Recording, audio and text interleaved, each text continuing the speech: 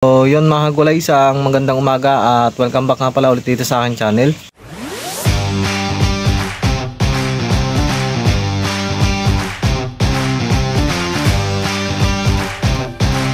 Mga gulay, mag-update lang po ako dito sa aking mga tanim.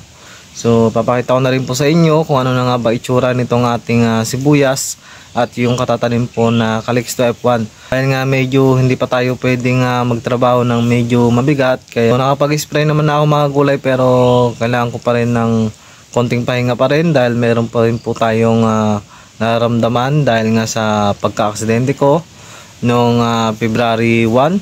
So kailangan pa natin ng medyo konting pahinga pa. At dahil nga doon mga gulay sa nararamdaman ko na yun, hindi pa ako masyadong nakapag-cellphone. Medyo ayaw pa ng aking nararamdaman yung masyadong maliwanag. Pero sa video ko po ngayon, gusto ko lang po ipakita po sa inyo dahil ilang days na po akong hindi nakalabas.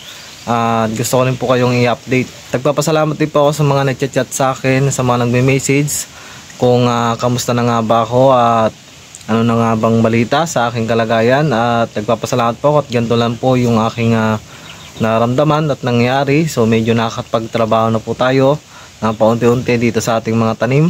Kaya ngayon mga gulay, gusto kong ipakita muna sa inyo kung ano na nga bang balita dito sa aking mga tanim na gulay. So medyo madalang tayo nagkaroon ng update sa ating mga tanim, kaya sana tapusin itong video na to kung ano na nga bang itsura nitong aking mga tanim na gulay dito sa aming nakuhang area. So yung mga gulay, samahan nyo lang po ako.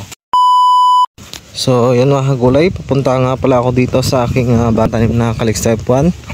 So bali nung una, nung hindi pa ako nakapagtrabaho, si tatay po yung umaasikaso dito sa mga bagong tanim ko.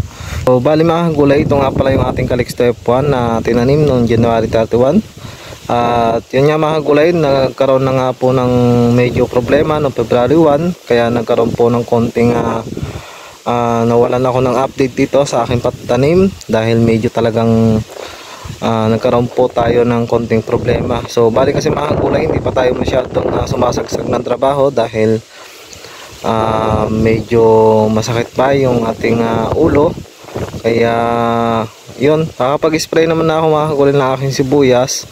At madami din kasi trabaho sa tatay, kaya medyo kailangan ko na rin pong gumalaw para pumalagaan pong itong mga tanim. So bali ito pong Calixto F1, napatabaan na po ito ng minsan at na-sprayan na rin po ng Gorse Bet 1000 Plus. At mamaya mga gulay, papakita ko yung aking sibuyas na panglimang apply na po ng Gorse Bet 1000 kung gaano na nga ba kalalaki.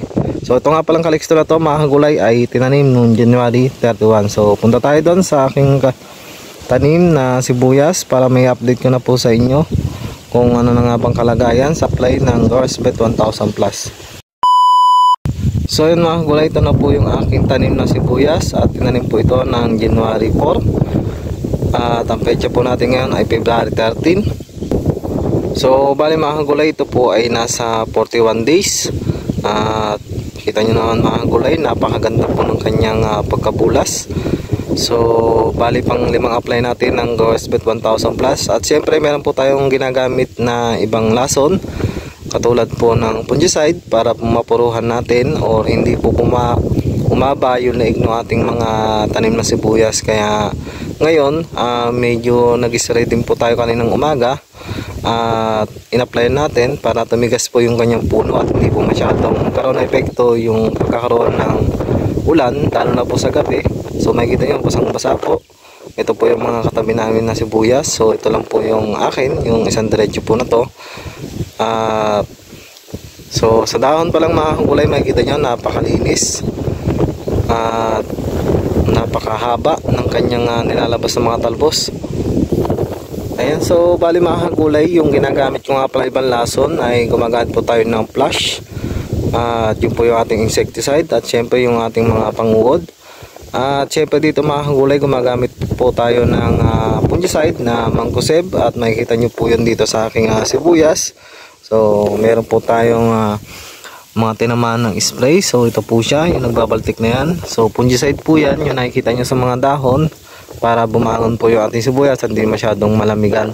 So yun po, makikita nyo mga gulay, bali hanggang tuhod ko na po ito pagka nag-i-spray po ako nitong aking sibuyas. At mapapansin nyo rin po dito yung aking kubo, ayan po, nasa gitna. At yung mga poste na ginamit ko sa talungan nun. So ito po yung aking pinagtalungan. At meron po tayong katabi dito. Pera po yan. Ayun po yung area ko, yung isa. Yung maberde po na yun, yung po yung may kaliksto. So yung magkatabi po na yan.